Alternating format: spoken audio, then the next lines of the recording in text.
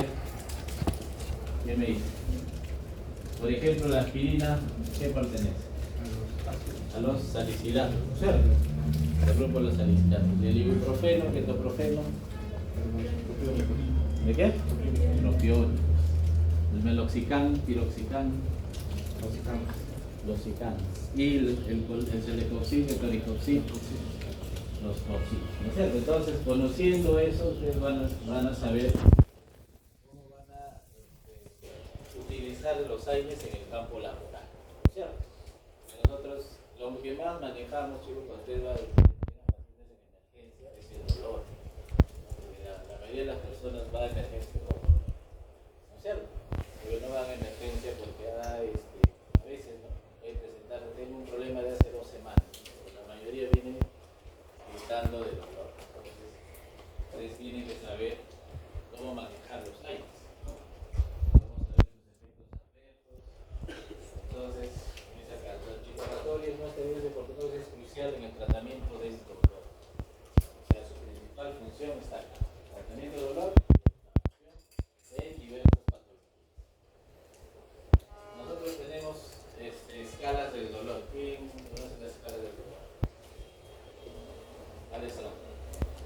Una escala EVA, ¿cierto? La escala EVA, ¿hasta qué rango evalúa el dolor? Del 1 al 10, ¿cierto? El dolor leve, ¿hasta qué escala es? Hasta 4. Y el dolor moderado, del 4 al 7. Y el severo, del 8 al 10. Nosotros con la escala de EVA vamos a saber en qué rango de dolor estamos haciendo. Y de acuerdo a eso vamos a escoger el fármaco ideal. Porque no necesariamente los AINES, ¿se imaginan hasta qué escala pueden manejar los AINES? ¿Hasta qué escala de dolor nos van a ayudar los AINES? Según la clasificación de EVA. No dicen solo hasta la escala 4, pero podríamos usarlo un poquito hasta la escala 7, si es que no disponemos de otros medicamentos. Porque va a haber momentos donde ustedes trabajen y no vamos a tener otro tipo de analgésicos más potentes que los AINES, ¿no? Generalmente nosotros en la parte hospitalaria sí tenemos, ¿no? Entonces después de los AINES, ¿quién vendría? En escala del dolor. Los opioides, ¿no es cierto? Los derivados de opioides, los propios opioides, ¿no? Como el tramadol, ¿qué más? Morfina. Y los otros, los más severos, en dolor más severo, tenemos ahí buprenorfina, fentanilo. Entonces lo usamos más de acuerdo a la escala del dolor. Entonces los AINES, vamos a ver, farmacocinética, farmacodinamia y las interacciones con otros medicamentos y comunicación. Como ya les decía, los AINES los usamos principalmente en el manejo de dolor y la inflamación, muy sencillamente reducir la piel, algunos medicamentos que usamos como antipiréticos. De todos los AINES, ¿cuál lo usamos como antipirético? El paracetamol. ¿Qué más? El metamisol. Poderoso. ¿Otro nombre europeo del metamisol cuál es? La dipirona, le dicen, ¿no? Americano, europeo le dicen dipirona. ¿Y al paracetamol qué le dicen? Acetaminofén. Entonces en otras literaturas ustedes lo van a encontrar como acetaminofén al paracetamol. Pero es lo mismo, solo que tiene otra nomenclatura.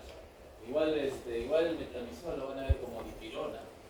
Entonces, pero es lo mismo, solamente que en otras literaturas, en otras entidades, países lo llaman pues por nombres químicos a veces. Por eso que hasta los anticoagulantes le dicen dicumarínicos. No hablan pues directamente de coagulante. Entonces, acá radica el manejo del dolor, reducir la fiebre y responsable de los procesos inflamatorios. Como estamos hablando del dolor, tenemos que conocer la vía nociceptiva del dolor, ¿no? Que es la vía, digamos, la vía donde nace el dolor agudo, ese dolor brusco, rápido, el que va intensificándose poco a poco. Las vías del dolor crónico son otras muy diferentes. Ustedes tienen que enfocarse primero acá. La vía inofensiva recibe un estímulo que va a través de las fibras C, produce excitación en la neurona de transmisión y acá se produce la interpretación. Lo que sentimos cuando nos da un golpe, cuando nos empieza a doler la cabeza, el estómago, sentimos el dolor. Y estos de acá, los que ven ustedes en amarillito, son los mediadores. O sea, son los que, digamos, van a hacer que este dolor, este estímulo se propague. Entonces, por ejemplo, acá vamos a ver liberación de bradicininas, 5-hidroxitriptamina, prostaglandinas, y acá es donde actúan los AINES. O sea, en la vía del dolor, acá están, acá actúan los AINES. ¿Qué actuarían? Si actúan acá, ¿qué haría? ¿Qué pasaría? El estímulo nocivo ya no pasa. Ya no se propaga. Ya no está pasando, pero es que esta mediación del dolor no es completa. Por eso que a una persona tú le puedes colocar un AINE, pero no necesariamente con ese AINE se le va a ir el dolor, ¿no? Cuando tú manejas un dolor agudo, primero empiezas con AINE, pero si el paciente con una sola dosis de un fármaco no se trata el dolor, sigue con dolor, entonces escalamos, ¿no? Escalamos acá. Eso lo vamos a llevar en un tema aparte, los opioides. Y mira dónde actúan los opioides. A nivel de la excitación de la neurona de transmisión. Se actúa más arriba. O sea, ya cuando el dolor está llegando ya a la neurona aferente, ¿no es cierto? Donde va a llevar el estímulo por una vía ascendente o una vía descendente. Entonces, ¿qué van a causar los opioides, por ejemplo? Que no se forme esa excitación, y por tanto el dolor no va a pasar. Entonces los mediadores que propagan el dolor, como se dan cuenta, los AINES no cubren todos, ¿no? No cubren todos los mediadores. Acá tenemos producción del NGF, que es el factor de crecimiento neuronal, tenemos liberación de polipéptidos, la sustancia P. Entonces, si el dolor se propaga por estos mediadores, no va a ser suficiente la potencia analgésica del AINE, ¿no es cierto? Por eso no se sorprendan si ustedes manejan dolor y el paciente sigue con dolor. No es que el paciente se ha vuelto adicto y no le creo, no le duele. Porque el AINE no es un inhibidor completo del dolor, ¿ya?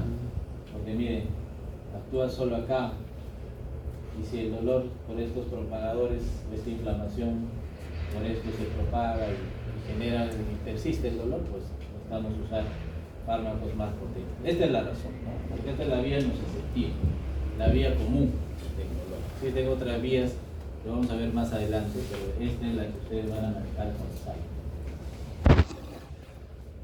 Acá les decía, ¿no? La escala analgésica del dolor. Esta es de la escala analgésica del dolor nociceptivo, ¿no?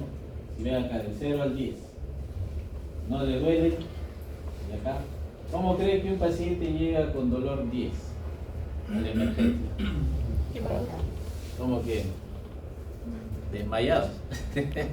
No, realmente llegan, pero doblándose en 3, en 2. O sea, llegan totalmente partidos, llorando, gritando. A la emergencia llegan. Atiéndeme, me muero. Yo no lo tolero, yo no lo tolero. Algunos de ustedes seguramente han llegado a la emergencia, sí, también. Puede ser. Pero ese doctor no me atiende, me estoy muriendo. Porque su dolor es 10, ¿no? O sea, una persona que siente el dolor a escala de 10 es un dolor muy intenso. Pero si una persona está sentada acá como la doctora y te dice, doctor, me duele, ¿tú le vas a creer que es un 10? Por eso que muchos de los internos que evalúan el dolor dicen, doctor, tiene escala 9 de 10, pero está sentadito conversando con la doctora. 9, no, es imposible, porque eso es una escala subjetiva, chicos. Ustedes tienen que ver los rasgos faciales. Mira, acuérdense, miren esas caras. Si viene así, está hablando, máximo 4. Si viene ya cara de tristeza, ya va avanzando, ¿ya? Y acá ya por poco y se muere el dolor, ¿no es cierto? Entonces la escala de analgesia nos dice que hay que manejar el dolor leve, moderado y severo. Pues acá miren, ¿hasta dónde nomás lo usan los AINES? 3, ¿no? Pero pues, no es que no lo vamos a usar acá, porque sí lo podemos usar, pero la potencia no va a ser la misma, ¿ya? sea, cuando ustedes tengan dolor más severo, si solo le ponen un AINE, probablemente no cubra el 100% del dolor. Puede ser que ahí está un EVA 7, pero con un AINE puede llegar a este EVA, ¿no? 2 o 3. Pero quizás si ustedes hubieran empezado con algo más fuerte, con alguna escala de dolor, de repente lo hubieran controlado mejor, más rápido el dolor.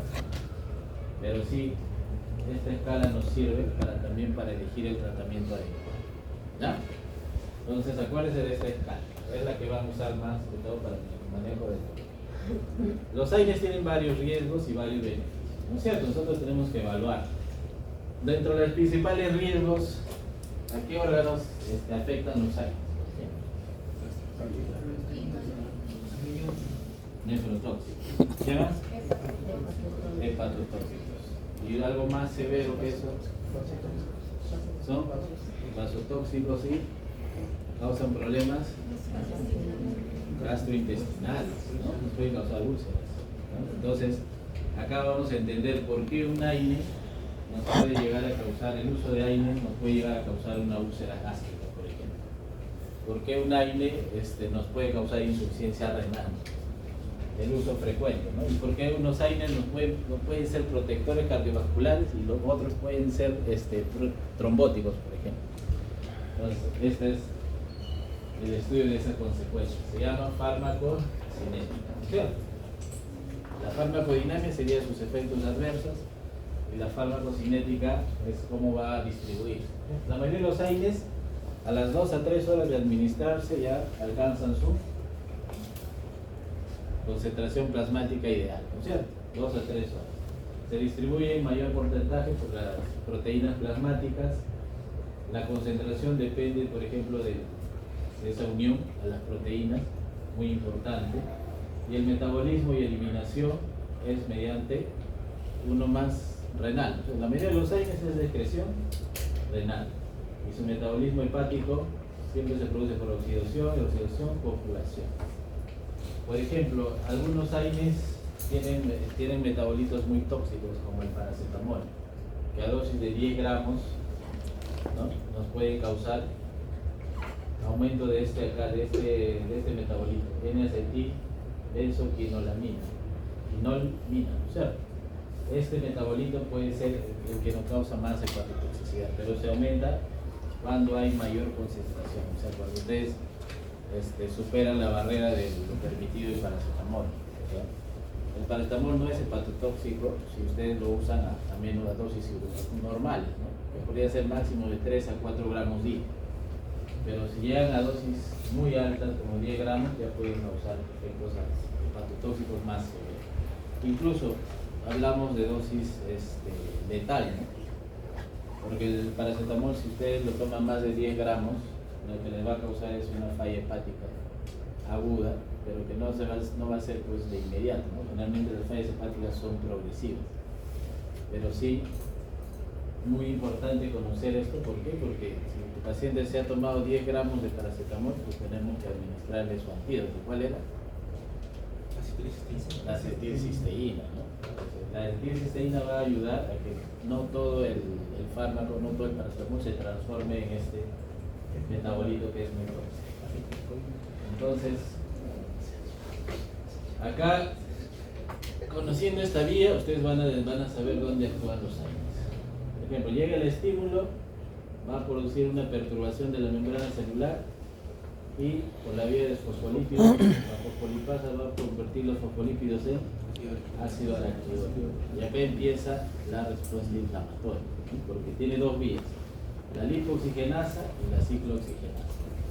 La ciclooxigenasa puede terminar en producción de prostaglandinas, tromboxano y prostaciclina, ¿no es cierto?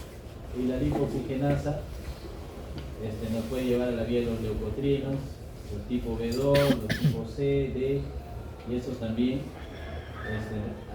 nos dan pues respuesta inflamatoria. Por ejemplo, alteraciones de los fagocitos los activan. Por ejemplo, los leucotrienos también nos causan mucha inflamación a nivel de la mucosa bronquial, que causa vasoconstricción bronquial. O sea, nos pueden ser los que nos llevan a broncoespasmo, por ejemplo, ¿no? Por eso que el tratamiento de los broncoespasmos también existen fármacos que son antagonistas de los receptores de los leucotrienos. Por eso que el manejo del asma también se centra acá. Nosotros estamos acá. Entonces, las prostaglandinas también tienen su efecto a nivel bronquial, pueden aumentar la secreción del moco, broncoespasmo. El tromboxano puede modificar los leucocitos y producirnos inflamación. ¿Dónde actúan los AINES? Acá, ¿no? A nivel de la ciclooxigenasa. ¿Por qué lo hacen? Inhiben, antagonizan, son inhibidores, ¿no es cierto? Inhibidores de la ciclooxigenasa. Por tanto, el ácido araquidónico no se va a transformar en prostaglandinas, ni en tromboxano, ni en prostaciclinas. ¿No? Intervenir acá. Pero existen AINES que son, saben que las ciclooxigenasas son COX-1, COX-2 y COX-3, ¿no es cierto? No todos los AINES inhiben COX-2, ¿no? Realmente la mayoría son COX-1. Entonces, cuando son COX-1 no hacen una inhibición completa de toda, no hacen una inhibición, selectiva. O sea, pueden inhibir acá y te inhiben todo esto. En cambio, los COX-2 te van a inhibir en una vía específica, ¿no? Porque son más selectivos. Y ahí están los famosos etoricoxib y varicoxib, celecoxib, todos los coxitos, ¿no es cierto? Entonces, por eso es que la mayoría de los AINES nos pueden causar muchos efectos, sobre todo a nivel gastrointestinal y también a nivel renal, ¿no? Porque no son selectivos, no hacen una inhibición selectiva. En cambio, los COX-2 sí son selectivos, pero ya también nos van a alterar la vía del tromboxano. Entonces, pueden comportarse como protrombóticos, o sea, nos pueden generar infartos cardíacos, infartos cerebrales. Entonces, o sea, no es que sean más selectivos, los hace ser menos riesgo, ¿no? Sino que nos pueden también generar otros efectos secundarios. Entonces, como acá ven, por ejemplo, son los principales AINES, y todos no tienen la misma potencia, ¿no? Por ejemplo, el paracetamol, antipirético y analgésico, ¿no? Para más dosis podemos lograr un poquito más de analgesia. El ibuprofeno, por ejemplo, es más antiinflamatorio, es menos antiagregante, es antipirético y analgésico. Ibuprofeno, naproxeno, diclofenaco, mira acá, la dipirona, ¿no? Para que no se confunda, este es el mecanismo. Todos tienen propiedades buenas como antiinflamatorios, antipiréticos y analgésicos. Entonces, y ven acá los receptores de COX, todos tienen más potencia. El ecoxib inhiben el COX-2, ¿no? Pero miren, la mayoría de los AINES normales no inhiben el COX-2, todos inhiben COX-1, ¿ya? Los COX-2 son solamente del grupo de los COXIB. El COXIB solamente inhibe a nivel de receptores COX-1, ¿ya? Miren, la mayoría de los AINES que comparten efectos nefrotóxicos y efectos gastrolesivos. Y principalmente el paracetamol y la aspirina son hepatotóxicos, ¿cierto? Entonces, miren, si bien casi todos los AINES nos van a llevar a nefrotoxicidad y a toxicidad gástrica, entonces nosotros, ¿cómo debemos, seguramente, de manera segura, cómo debemos usarlos?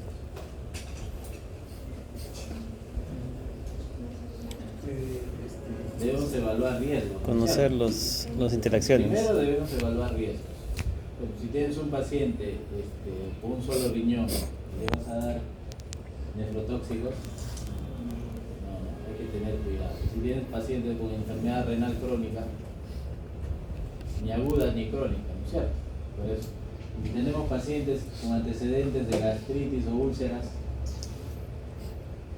también, ¿no? Entonces, nosotros tenemos que, en el uso de AINES es muy importante evaluar los riesgos, ¿no? Ahora existen los llamados riesgos gastroenterológicos. O sea, quiere decir que este paciente, si tuvo antecedentes de úlceras, de gastritis o de hemorragias gastrointestinales y su riesgo gastroenterológico es alto, no puede usar AINES. Existen scores ahora para medir el riesgo. Entonces, este paciente le vamos a dar aspirina, por ejemplo, y se ha sufrido un infarto cardíaco, Bueno. ¿qué hacemos? Se ha sufrido un infarto cerebral, ¿qué haríamos? Otro medicamento. No hay otro antiagregante, no hay otro anticoagulante, sobre todo antiagregante. O sea, hay que ver riesgo-beneficio, o sea, ver sobre todo la edad. Si es un paciente ya adulto mayor, le vas a causar más daño usando aspirina, mejor no lo uses. Porque este paciente va a terminar en emergencia con una úlcera perforada, y va a terminar con anemia severa y se va a morir por shock hipovolémico en vez de que viva unos años más por su secuela de infarto. Entonces esto nos ayuda a evaluar también riesgos, sobre todo en los renales también. Muchas veces yo cuando paso visita tengo que ver pues cómo está la urea, cómo está la creatinina de un paciente para ver si hay seguridad en el uso de AINES, ¿no? Si es, sobre todo si es adulto mayor. Los adultos generalmente pueden tolerar AINES, pero no usos prolongados. O sea, siempre que usen AINES traten de usar el menor tiempo posible. O sea, no se manden con 10, 15 días, 30 días. Existen enfermedades donde sí pues, tenemos que usarlas así a largo plazo. Sobre todo, por ejemplo, ¿en qué enfermedades tenemos que usar a largo plazo? ¿Qué enfermedad nos produce mucha inflamación siempre? La artritis. La artritis, ¿cierto? En realidad el lupus también puede darnos artritis, así que todas las enfermedades reumatológicas, ¿cierto? Dentro de esta la artritis, enfermedades del lupus, el Sjögren, que nos van a causar inflamación articular. Entonces, ¿qué van a requerir? Antiinflamatorios. Antiinflamatorio, pues siempre, ¿no? Y esos pacientes los van a usar a largo plazo. Entonces, a esos pacientes que van a usar a largo plazo, siempre debemos de hacer una evaluación de la función renal y también de usar gastroprotectores, ¿no? Entonces, para eso también nos sirve. Viendo este cuadrito podemos elegir el fármaco ideal. Hay inconvenientes terapéuticos de estos años y hay otras ventajas terapéuticas. Por ejemplo, como las molestias, las sustancias son altas en las aspirinas y la indometacina, pues hay que tener cuidado, ¿no? Es inconveniente.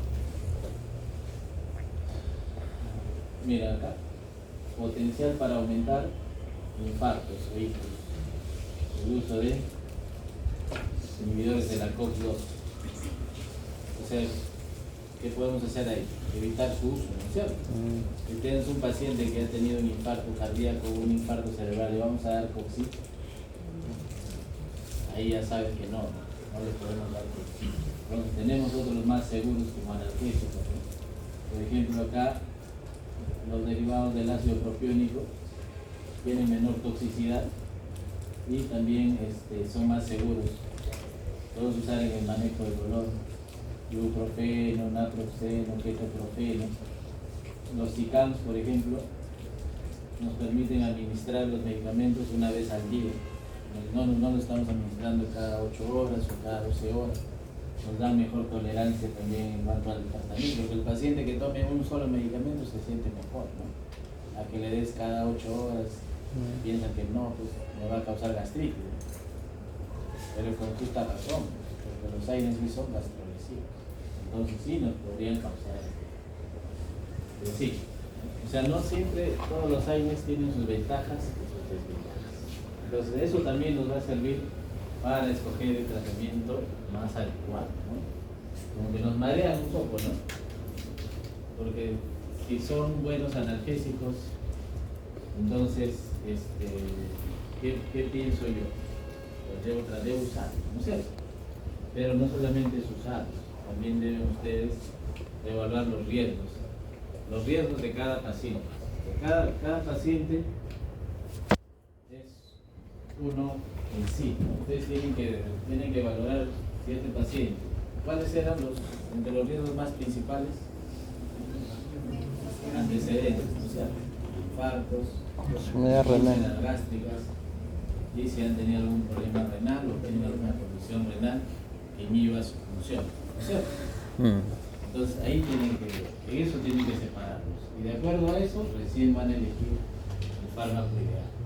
Porque estos medicamentos, los AINES, por ejemplo, las interacciones que más produce, que más se pueden presentar, son en cuanto a los receptores, compiten con los receptores C2PC6, que son de la warfarina, y esos pueden alterar el metabolismo de la warfarina.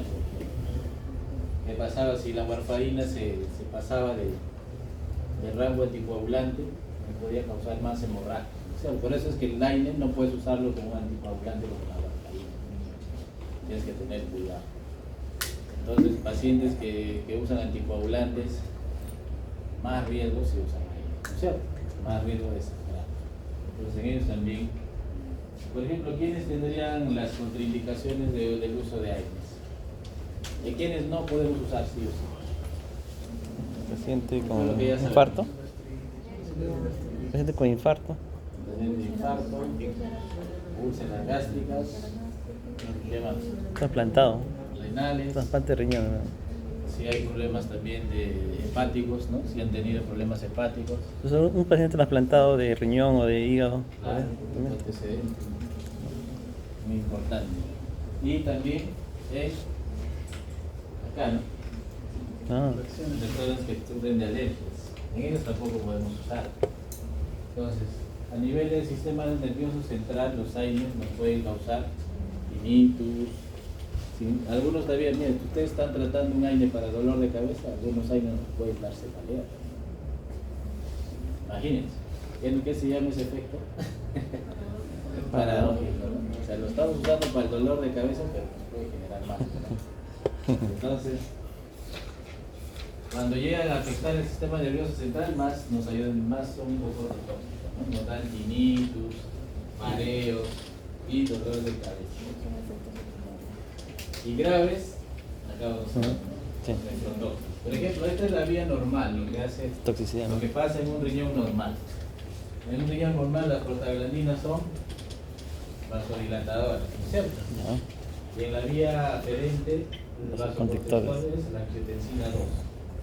Entonces, la filtración glomerular normal va a llegar acá, que es la vía del ácido araquidónico, ¿no? Y entonces lo que va a producir es sus efectos normales, ¿no es cierto? ¿Qué nos va a ayudar, por ejemplo, las prostaglandinas a nivel renal? Disminuye la absorción renal, nos va a disminuir también, no se ve bien acá, pero es a nivel tubular.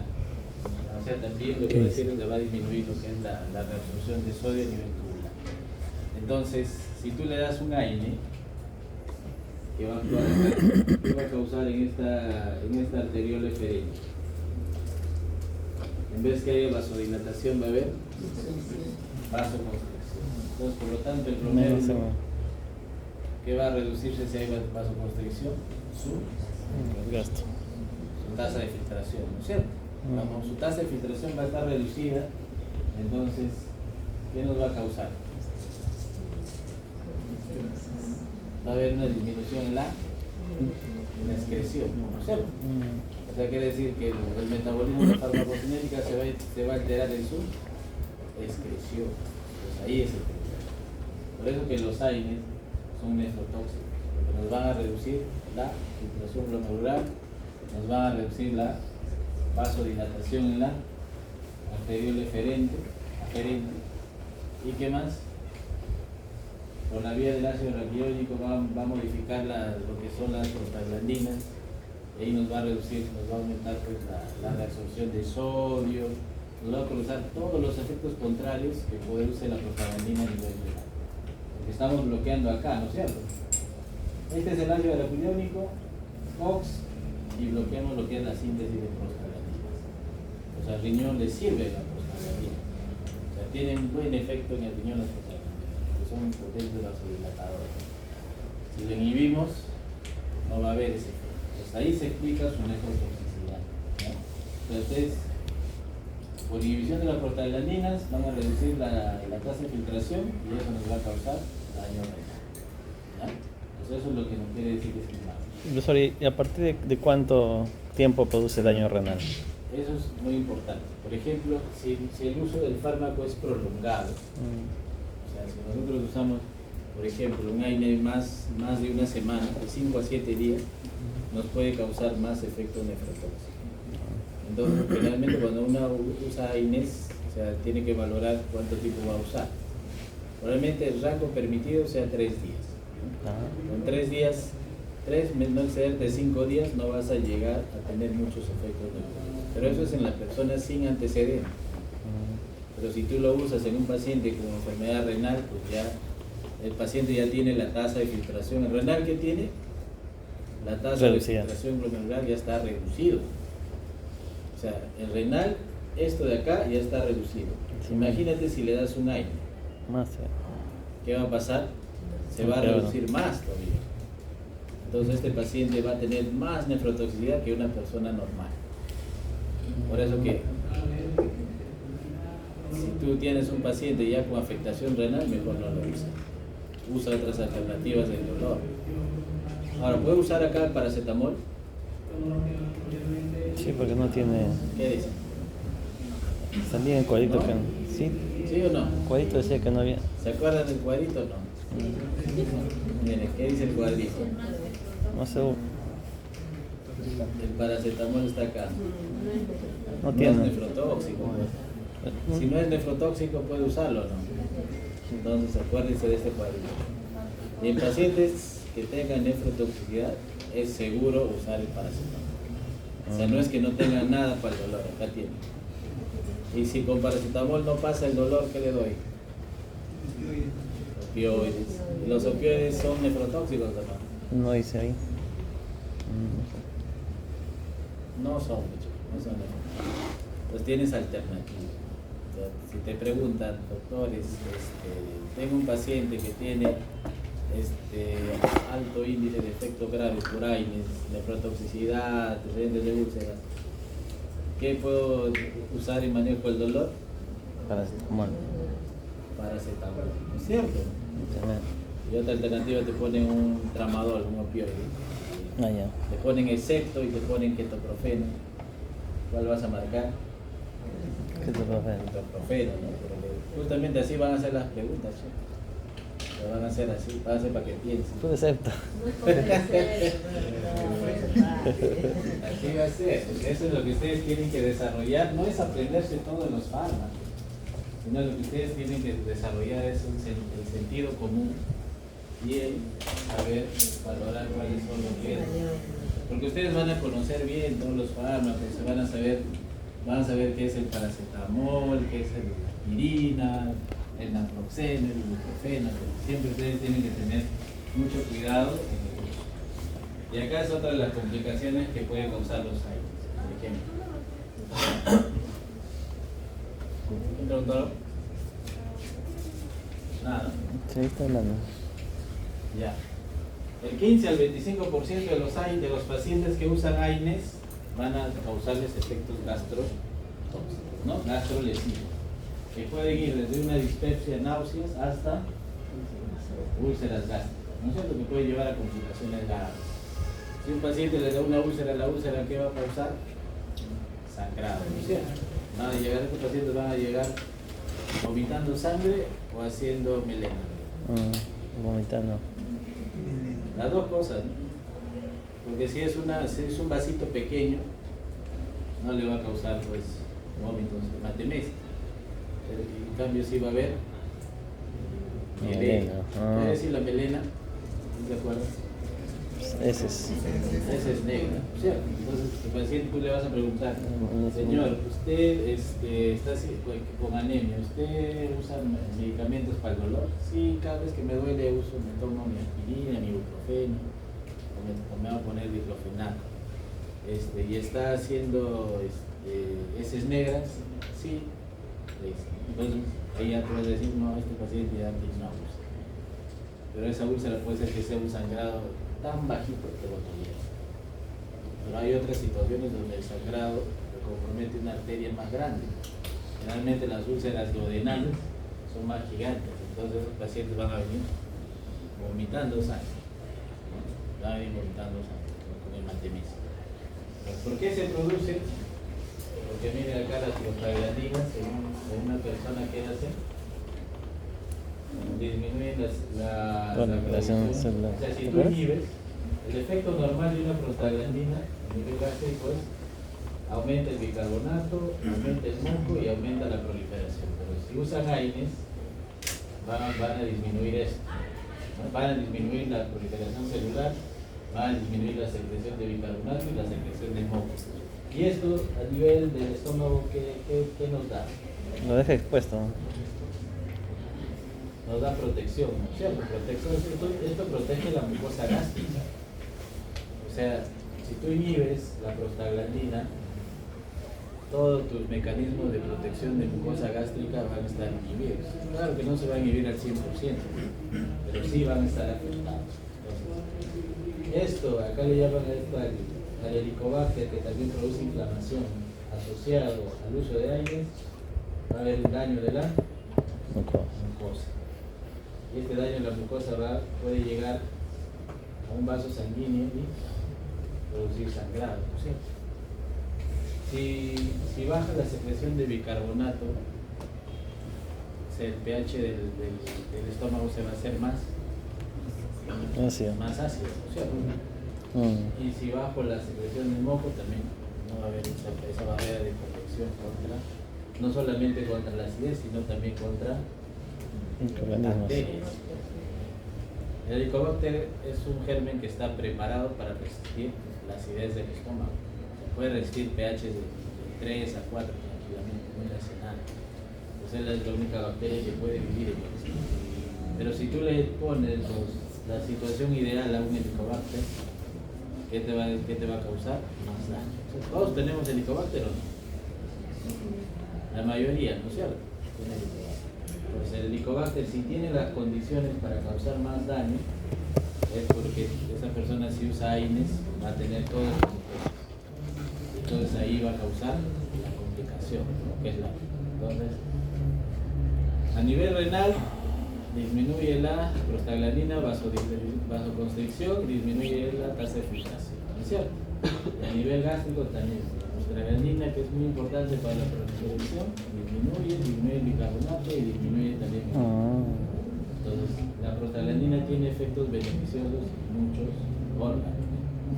Pero si usamos AINES, no es que vamos a inhibir selectivamente una prostaglandina y no le vamos a causar daño al estómago.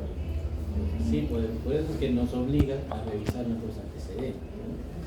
Por eso que les digo que si un paciente ha tenido úlceras gástricas, ha tenido sangrado intestinal, pues no es seguro usar AINES. ¿Verdad?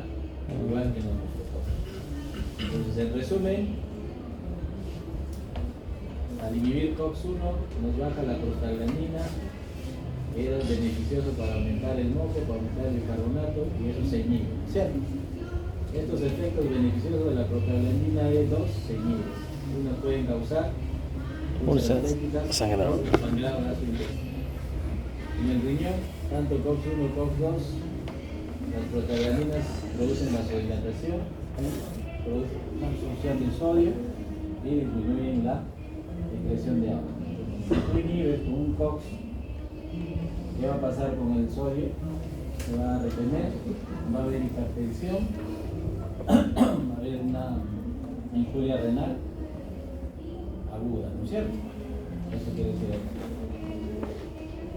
daño renal agudo por hemodinal. Porque al producir disminución de la filtración glomerular, lo que vamos a causar es que se retenga más agua y que se retenga más suero. Y eso nos va a llevar a la presión. Y esa hipertensión también nos va a llevar a otros problemas, ¿no? Y a nivel cardiovascular, acá vemos, por ejemplo, más que todo el COX-2. ¿Se acuerdan que les dije? Stroke y miocardio. ¿Por qué? Porque el COX-2 lo que va a actuar es, va a inhibir a nivel vascular, la prostaglandina I2. A nivel vascular, o sea, no va a inhibir a nivel. Otro es la reacción a nivel, por ejemplo, de las plaquetas. El COX-1, ¿se acuerdan que la aspirina les dije para qué era? Integrante. Antiagregante plaquetario, ¿no es cierto? Por eso que la aspirina inhibe acá, ¿no? Y esa inhibición es irreversible, ¿se acuerdan? que por enlace covalente no podíamos revertir esta antiagregación ocasionada por aspirina. Vamos a causar vasoconstricción. Entonces, este mecanismo, por ejemplo, de acá a nivel vascular, nos va a inhibir también la agregación plaquetaria.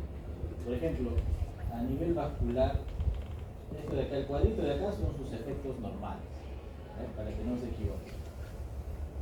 La prostaglandina a nivel vascular causa vasodilatación, pero si a nivel de COX-2 inhibimos, vamos a inhibir la prostaglandina I2, entonces ¿qué va a causar a nivel vascular? Vasoconstricción, ¿no es cierto? O sea, el efecto contrario. Tú inhibes esta prostaglandina mediante los COX-2 y esa prostaglandina I2 también nos va a inhibir la agregación plaquetaria. Entonces nos va a causar por lo menos un efecto similar a la aspirina, ¿no es cierto? Pero si al usar COX-2, ¿qué vamos a hacer? Vamos a inhibir esta protección que es de antiagregante. Entonces, ¿qué va a pasar? Esas plaquetas se van a empezar a cortar, ¿no? O sea, causamos el efecto de agregación plaquetaria. Y es por eso que los COX-2 nos pueden generar infartos o enfermedades cerebrovasculares. ¿No? Que es enfermedad cerebrovascular. Entonces, ahí parte esta explicación de que los COX-2 nos pueden ocasionar infarto. ¿Ya? Entonces, pero si usamos, por ejemplo, aspirina y COX-2, ¿qué vamos a ocasionar? La aspirina, por ejemplo, va a competir. La aspirina es un antiagregante y el COX-2 va a ser un agregante. Entonces, no podemos mezclar. Por eso también nos sirve para no mezclar AINES, porque tienen la capacidad farmacológica a veces opuesta. Entonces, pues, es bueno, por ejemplo, si ustedes recetan para el dolor ketoprofeno más ketorolaco y le ponen a un paciente así juntos. ¿Qué hacemos si aumentamos solamente, digamos, si le damos dos AINES con capacidad analgésica igual, creemos que le vamos a generar mejor analgesia? Porque muchas personas, por ejemplo, yo veo algunas prescripciones metamizol con ketoprofeno. ¿Cuál sería el sentido? ¿No vas a potenciar al metamizol o el metamizol va a potenciar al ketoprofeno? Potenciar a la farmacia. Entre dos AINES no hay sinergismo. Entre AINE con AINE no se van a aumentar. No, el efecto va a ser que va a ser más tóxico. O sea, van a agregarle más toxicidad en vez que más analgesia. Entonces no sorprenda que hay gente que hace esas prescripciones. O sea, los AINES, por ejemplo, ¿qué podría ser una buena combinación? Paracetamol, que tiene más propiedades antipiréticas, poca analgesia, con, por ejemplo, lo pueden combinar con ketorolaco, que tienen otra propiedad más antiinflamatoria. Pero si vas a mezclar ketorolaco con ketoprofeno, estás combinando lo mismo, no hay sinergia, no crean que haya sinergia, no se aumenta ni se beneficia. Pero sí, si tú combinas un AINE con un opioide, por ejemplo, ¿cómo se llama esa combinación? Tiene un nombre. Eso se llama analgesia multimodal. Ahora se usa. Estamos potenciando el efecto analgésico al juntar un AINE con un opioide. Y existen estas combinaciones. Existen combinaciones de paracetamol con tramadol, existen combinaciones de ketorolaco con tramadol, existen combinaciones también de otros AINES con opioides. Entonces eso se llama analgesia multimodal. ¿Ya? Multimodal.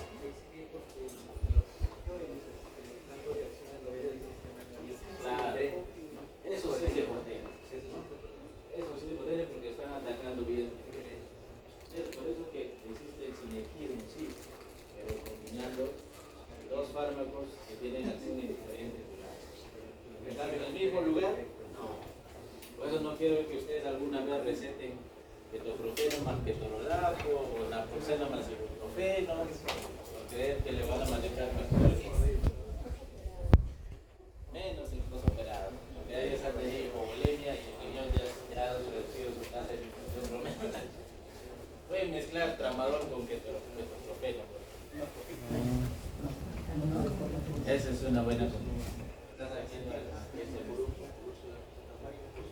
Entonces, este cuadrito resume. Metamisol y ibuprofeno. Estás atacando la vía. Acuérdate del cuadrito de la vía nociceptiva. Vas a revisar el cuadrito. Ahí está. No están haciendo sinergismo. Que no se olvide. ¿Qué estamos haciendo acá? Muy bien, Acá actúan tus AINE. Si le das AINE más AINE, no va a llegar acá. ¿No? Si le das AINE más opioide, vas a cubrir toda la vía nociceptiva. Entonces, ahí sí. Claro. Obviamente.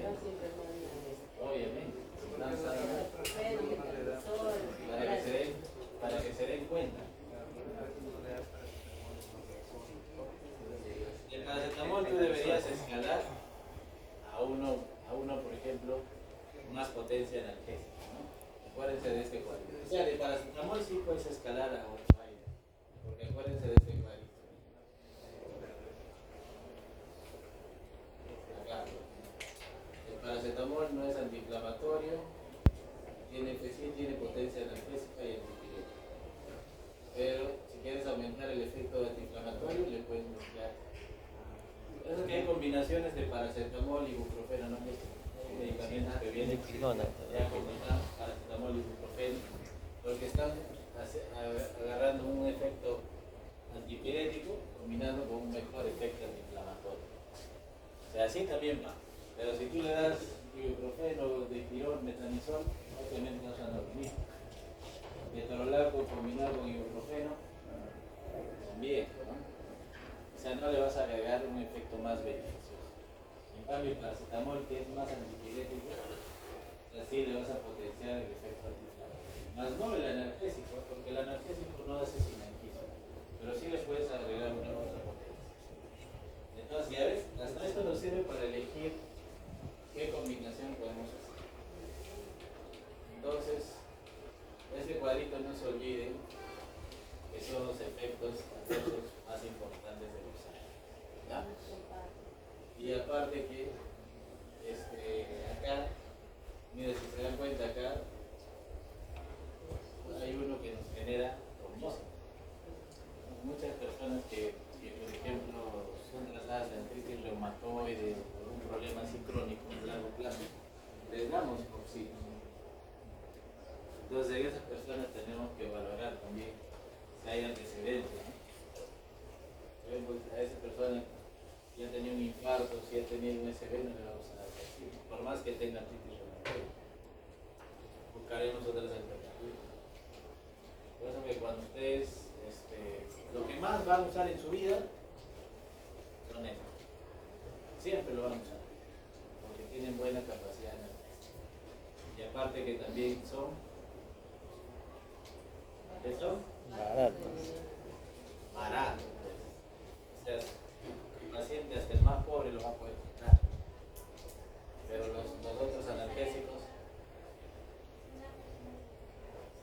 las alérgicas, ya, pues, eso es otra opción, ya no puedes usar ahí. Pero no todos los alérgicos, chicos, son alérgicos a todos los años. Tendrían que hacerle un pit test de cada grupo. Por ejemplo, en este cuadrito. Puede ser solo alérgica a los salicilatos, solo va a ser alérgica a la aspirina. Puede ser a un derivado del ácido acético, indometacina y así. Si es alérgico a los derivados de ácido propiónico, va a ser alérgico a todos los orfenos, naproxeno.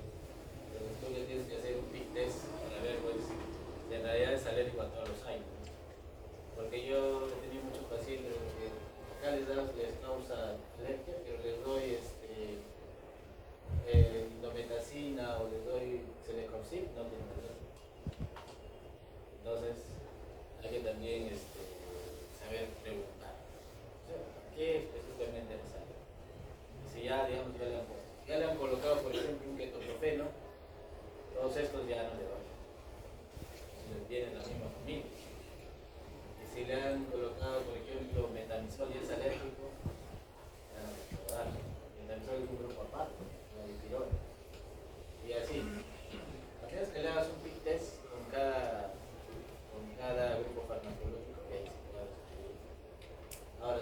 si es alérgico a todos los AINES, ¿qué le doy? Generalmente el paracetamol no son alérgicos, se salva. La mayoría, por ejemplo, ese no es alérgico al paracetamol, entonces ya tenemos una opción para usar. Pero si es alérgico a los AINES y al paracetamol, ¿qué le damos?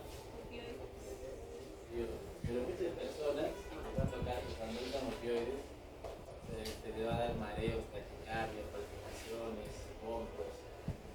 Y ellos van a decir, tengo alergia a los opioides. No es alergia. La alergia es esto. ¿Qué es esto? Angioedema, ¿no es cierto? ¿Y esto? Rash. Entonces tú tienes que decirle, señora, usted cuando toma este medicamento, ¿se le hincha el ojo o se le hace rojo la piel? Entonces, no, te dice, no. Entonces no es alérgico. Eso se llama efecto secundario. Pero si tenemos que usar sí o sí ese medicamento, no hay otro, le voy a poner, por ejemplo, algo que contrarreste sus efectos secundarios. Por ejemplo, le doy dimegrinato, le doy Gravol para controlar sus mareos, sus náuseas, pero no le voy a manejar, le voy a seguir manejando el dolor. Porque si tiene mucho dolor, tenemos que escalar también de acuerdo a la escala del dolor, ¿no? Entonces, ahí hacemos una pausa. Dudas, preguntas.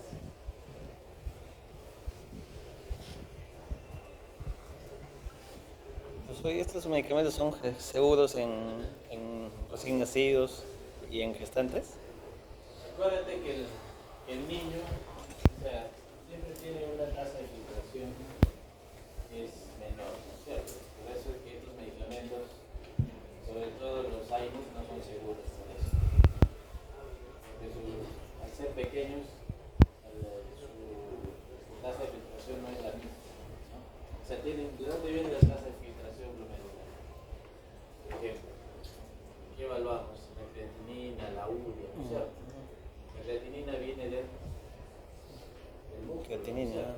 el que tiene generalmente más masa muscular, hoy va a tener un adecuado nivel de creatinina comparado con el que tiene el delgadito, flaquito, de menor peso. Entonces, ya de por sí la tasa de filtración glomerular ya no es la de un adulto. Por eso que la mayoría de los AINES no son muy usados en niños, salvo algunos. Lo que más usan es ibuprofeno, ¿no? Que viene en presentación, pero no todos, ¿no? Por ejemplo, no hay ketoprofeno en jarabe, no tenemos naproxeno en jarabe, lo que tenemos es paracetamol y ibuprofeno.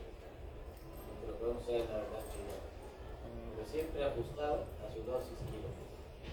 En pediatría todo es ajustado a dosis quilómetros. O sea, nada se da a la misma dosis que un adulto. Por ejemplo, en cuanto a presentaciones,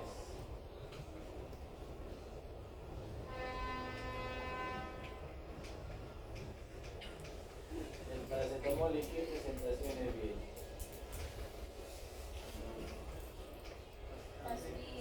Vienen comprimidos, tabletas, jarabe, endovenoso también. Entonces, tenemos muchas formas de uso, ¿cierto? La aspirina, tabletas, tabletas, comprimidos. Y acá no tenemos uso pediátrico. Y aparte porque no es seguro usar aspirina en niños. ¿Qué más? De acá, el ibuprofeno, por ejemplo, también. Tenemos jarabe, tenemos tabletas. ¿De cuánto viene el ibuprofeno? 400 miligramos. Hay presentación de jarabe también de 200. El paracetamol de 500, de 1 gramo. El venenoso también tiene de 1 gramo. En gotas, para los recién nacidos también hay. Son de 120 miligramos por ml. Entonces, la dosis pediátrica siempre es calculada por su peso. Ahí no hay dosis estándar. En un adulto ya, realmente mayor de 30 kilos, ya usas dosis estándar. Pero menor de 30 kilos, dosis kilopeso. Porque también la tasa de filtración glomerular no es la misma en menor de 30 kilos que en mayor de 30 kilos. El Ecoxib, cápsula, 200 mg. coxib es el único coxib, por ejemplo, que es endovenoso. Tenemos dosis de 40 miligramos. Dolicoxib no hay, solamente en cápsulas 90, 60, 120 miligramos. Lo que sí le da un plus a algunos AINES es sus otras presentaciones. Por ejemplo, la indometacina tenemos en presentación extral. O sea, tenemos para actuar localmente. Si ustedes, por ejemplo, se golpean, pueden encontrarse indometacina en spray y ahí es un potente analgésico local. Localmente, si no quieres tomar pastillas, no para el dolor, con tu indometacina en spray. Y el diclofenaco también existe en gel. Gel. En gel. Entonces también te puedes usar en gel. ¿Cómo se llama? ¿Te acuerdas? El Voltaren. Ese es el diclofenaco. Entonces eso se usa para manejo del dolor así, digamos, de golpes, sobre todo. Golpes, actuar localmente. Y los demás no son lo mismo, ¿no? Tabletas. Lo bueno de acá los ácidos clorhídricos tienen bastantes en manejo de que son ampollas. Y a la gestante no le podía dar nada más que paracetamol. Las gestantes, por ejemplo, o sea, no todos los fármacos están estudiados en su terapia, en su efectos adversos, sobre todo en el feto. Pero hay algunos de seguridad para usar. Por ejemplo, el paracetamol se puede usar en gestantes, porque no hay efectos teratogénicos. También en la edad pediátrica la podemos usar. Porque si no se acuerdan bien, ustedes vean también que en la edad pediátrica, si uso algo en la edad pediátrica, la puedo usar en gestantes. Pero no en pediátricos de muchos años, generalmente los menores de 2 años. Y ¿qué más? Otros medicamentos que podemos usar con seguridad es el metamizol también. Claro, pero nunca en dosis muy altas. Pues siempre que tengan algún factor de riesgo, traten de también reducir la dosis. Porque si le das 1 gramo de metamizol o 2 gramos al día no pasa nada. Pero si le damos 2 gramos cada 8 horas, ya podemos potenciar los efectos adversos. Y el metamizol causa muchos efectos adversos, sobre todo en la edad pediátrica, agranulosis, supresor medular, tiene muchos efectos adversos. Por eso que si tú lo usas, lo vas a usar pues una vez para bajar la fiebre y ya está. De ahí será paracetamol, otras alternativas que son menos tóxicas. Entonces, por lo menos de todos los AINES que conozcan este cuadrito, ya están bajados. Poquito no.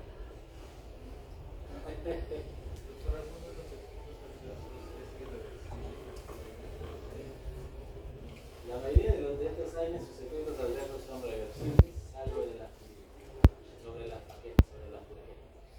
Pero tienes que esperar 7 días a que se produzcan nuevas plaquetas que ya después de haber dejado de usar, para tener seguridad, por ejemplo, en cirugías o otros procedimientos. Pero la mayoría de los AINES no causan efectos irreversibles. Simplemente le quitas la dosis o le quitas el fármaco y ya está. Ya el efecto desaparece. Y en manejo del dolor, inflamación, o sea, con seguridad úsenlo 3 a 5 días máximo. No traten de usarlo 5 a 7 días porque ya van a causar más efectos.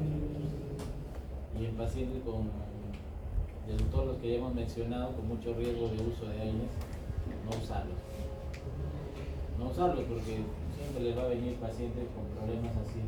Por todo ahora que ha aumentado la incidencia de ICV, de infartos cerebrales, hay muchas personas que usan aspirina. Entonces siempre va a llegar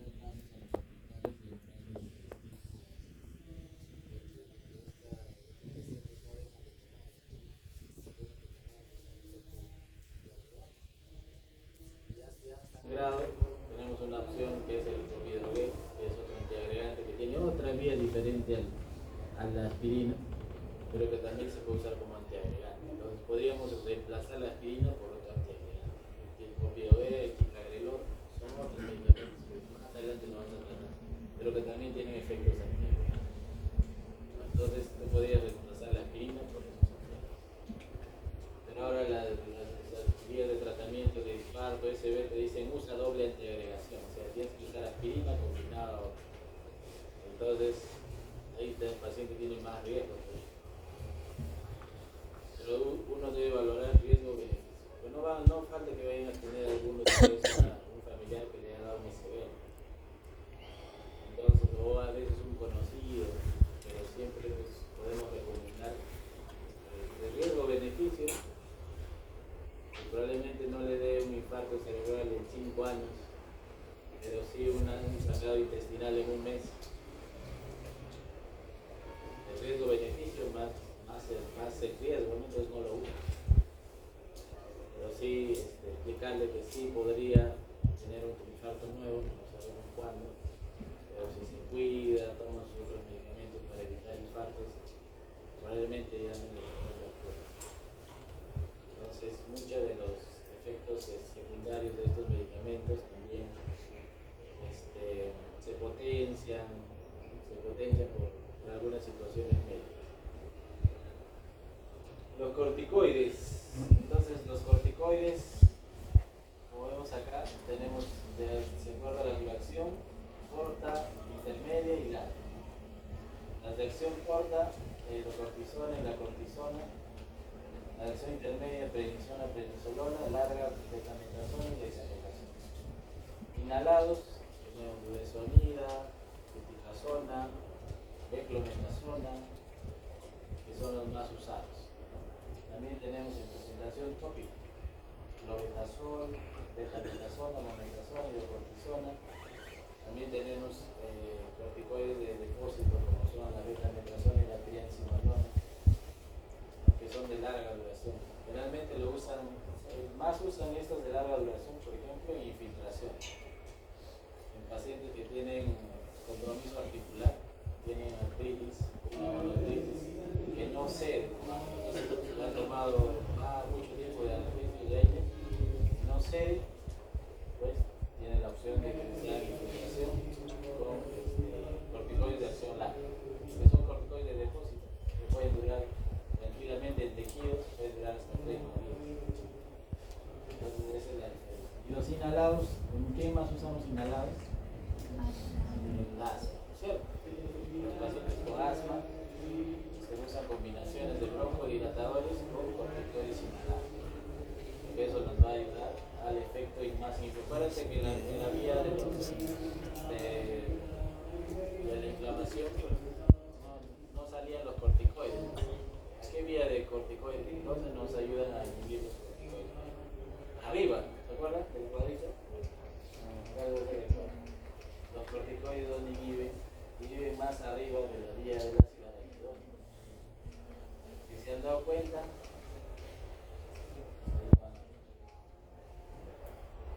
acá, ¿dónde actuamos? ¿Qué le pasa? ¿Qué le pasa? Ahí actúan.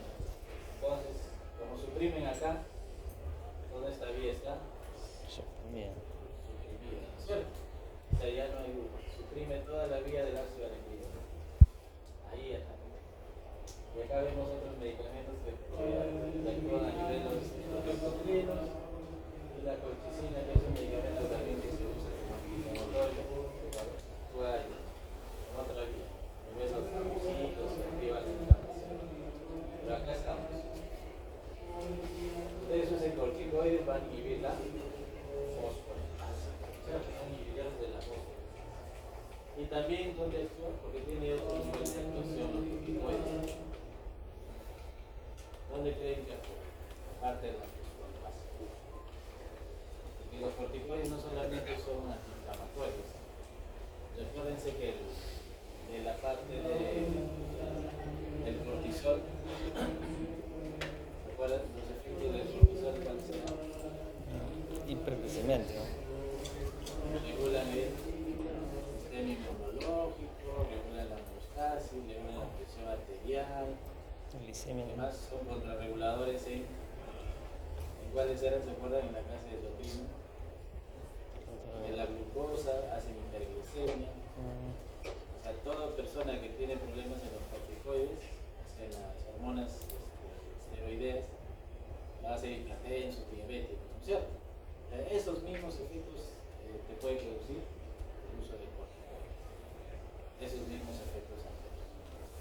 acá lo damos en más dosis, ¿cierto? Y aparte que el tiempo también que lo usamos puede llegar a suprimir la glándula suprarrenal. Por ejemplo, en tiempo, ¿cuánto tiempo podemos usar un corticoide sin suprimir la glándula suprarrenal? Recuerden que la glándula suprarrenal produce cortisol, ¿cierto? El corticoide es un derivado del cortisol. Tienen semejanza en su efecto glucocorticoide y en mineralocorticoide. Entonces, si nosotros usamos un corticoide más de una semana, en más de 7 días, ya podemos estar inhibiendo la glándula suprarrenal. Entonces, con seguridad, si vamos a usar corticoide, usen 3 igual, 3 a 5 días, con seguridad. No les va a suprimir la glándula suprarrenal.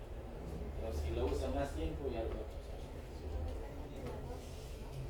La dosis es muy importante, pero también el tiempo. Tienen más seguridad en tiempo de uso, porque los inhalados, por ejemplo, la acción es local, o sea, va a actuar a nivel de la mucosa de la vía respiratoria, pero no son efectos sistémicos.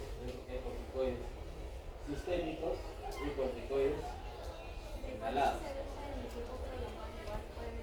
Puede causar por acúmulo.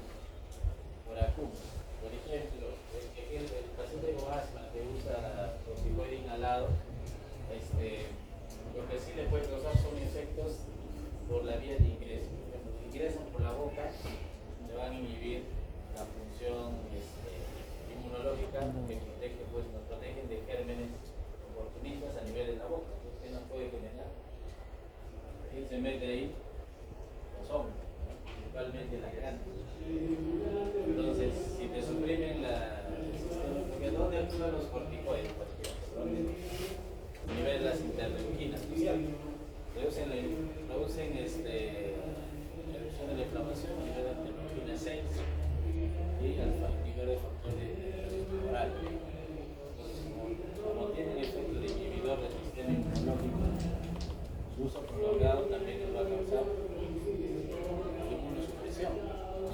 Por eso que los corticoides en tratamiento de qué lo usan más frecuentemente. ¿Quiénes necesitan inmunosupresión? Las personas que tienen enfermedades inmunológicas, ¿no es cierto? Ahí usamos corticoides de larga duración. Artritis reumatoide, lupus, síndrome de Sjögren, esclerodermia, todas las enfermedades inmunológicas. ¿Y qué más? También nos sirve el tratamiento de quimioterapia, ¿no es cierto? Porque la prednisona también es usada.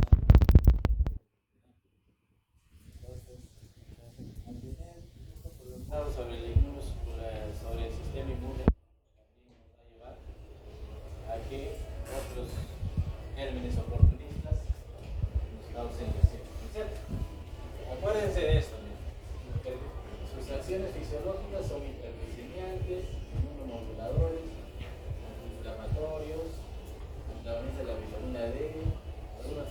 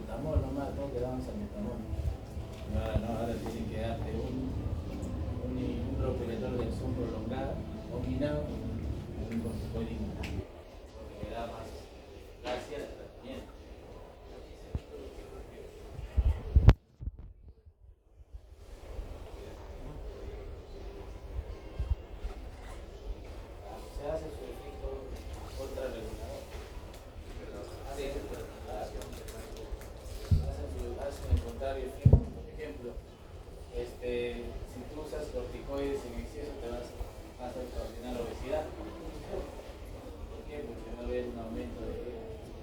Ya hacen a nivel de la lipólisis, a nivel del tejido adiposo. ¿Recuerda? Hay mayor proliferación, ¿no es cierto? Aumenta la proliferación del tejido adiposo. Una rata. Eso sí es sacudo. Una rata.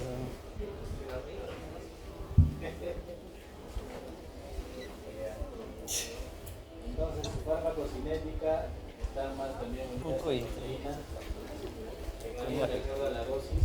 Entonces, los corticoides, chicos, no son usados a la misma dosis siempre. Algunas veces tenemos indicaciones específicas. Por ejemplo, si nosotros queremos hacer inmunosupresión rápida, usamos pulsos, de los llamados pulsos. O sea, los pulsos son administración de corticoides a hartas dosis.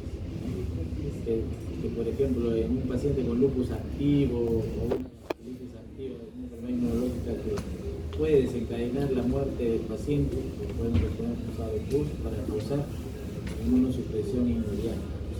Ese es su mecanismo de acción, o inmunomodulador. El metabolismo es hepático, se reduce por este citocromo, ¿no? CYP3A4, conjugación glucurónica. El 90%, al igual que los AINES, su excreción es a nivel renal, ¿no? Por lo tanto, hacer fármacos que se excreten más a nivel renal pueden causar más efectos colaterales. Como en los AINES nos pueden causar problemas a nivel renal. Entonces, ya tenemos un tipo de duración, miren como la selección prolongada con una metanoprozona duran hasta 36, 54 horas, la intermedia 18 a 36 horas y la corta de 8 a 12 horas. Entonces, de acuerdo a eso también podemos nosotros poner la dosis.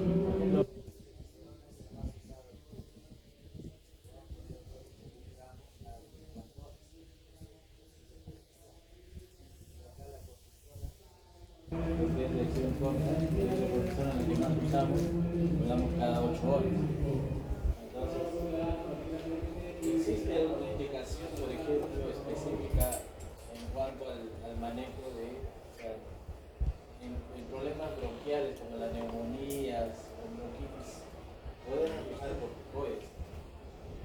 A veces su prescripción no vale, no se puede usar.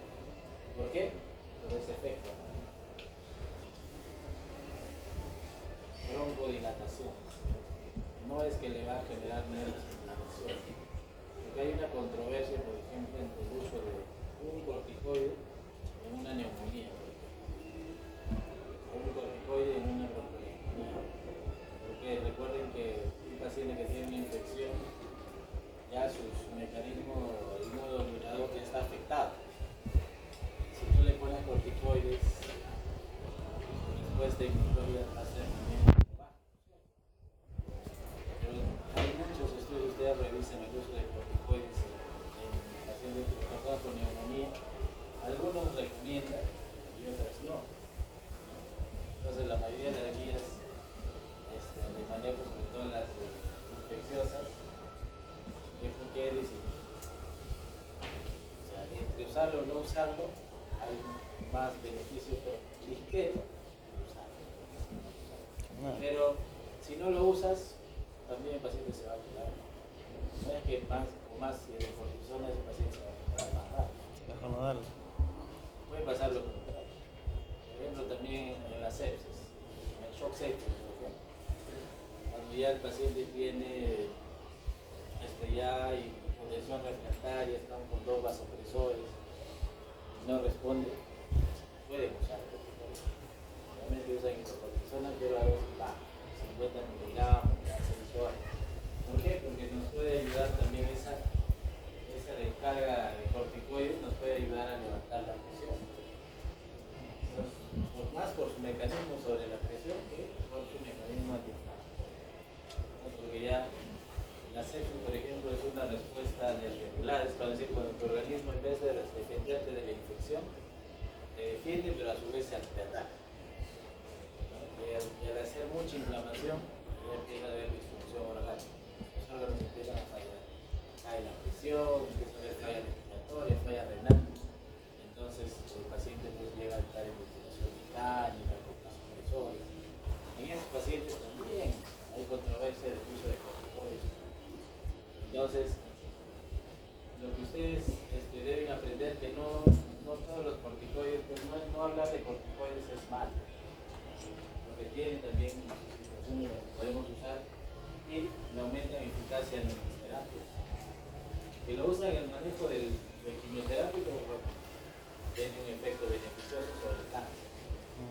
Ya, el uso prolongado nos puede causar muchos efectos adversos, muchos.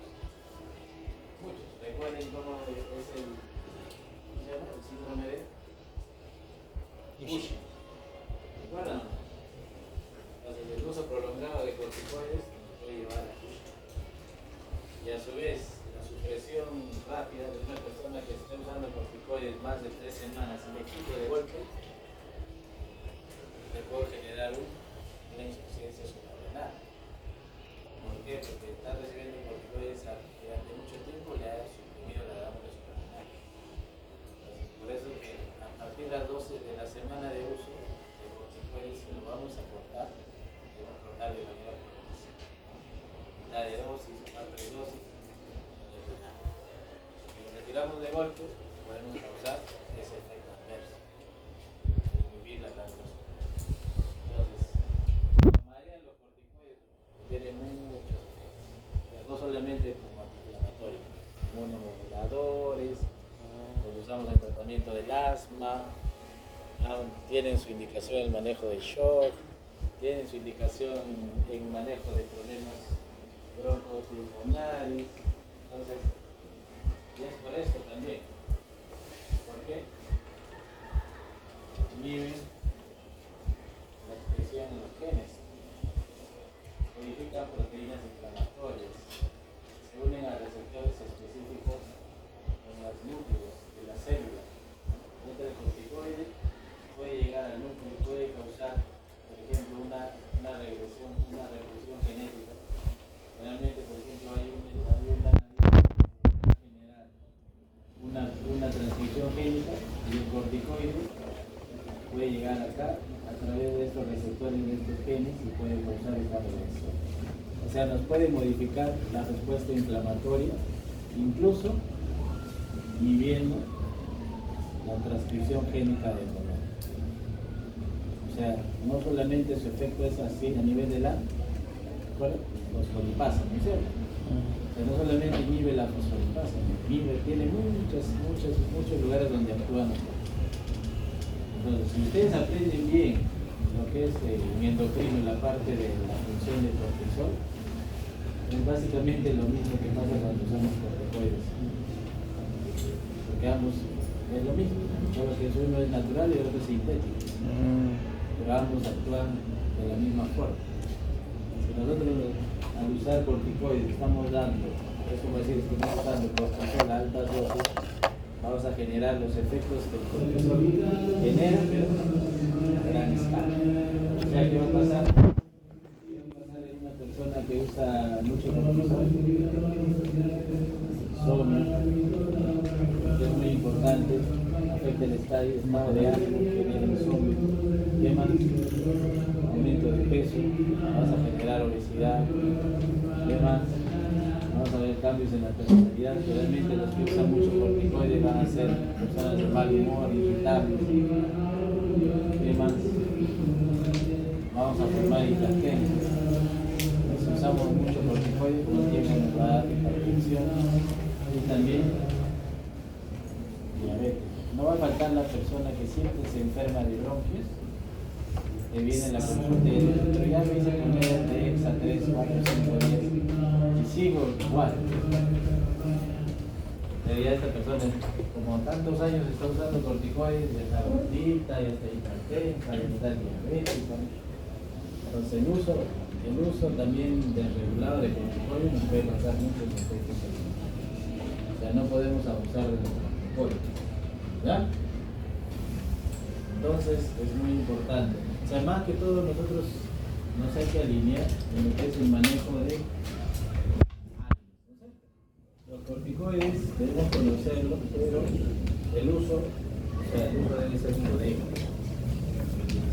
O sea, no debemos recomendar a una persona con corticoides más de una semana. Ideal, tanto en años como corticoides, ¿cuánto es? 5. Esa es la dosis. Es el tiempo que tú no vas a crear ninguna alteración, tanto biológica, ninguna lesión orgánica. ¿Qué más, chicos? ¿Algo que quieran preguntar? Vale, Jaime.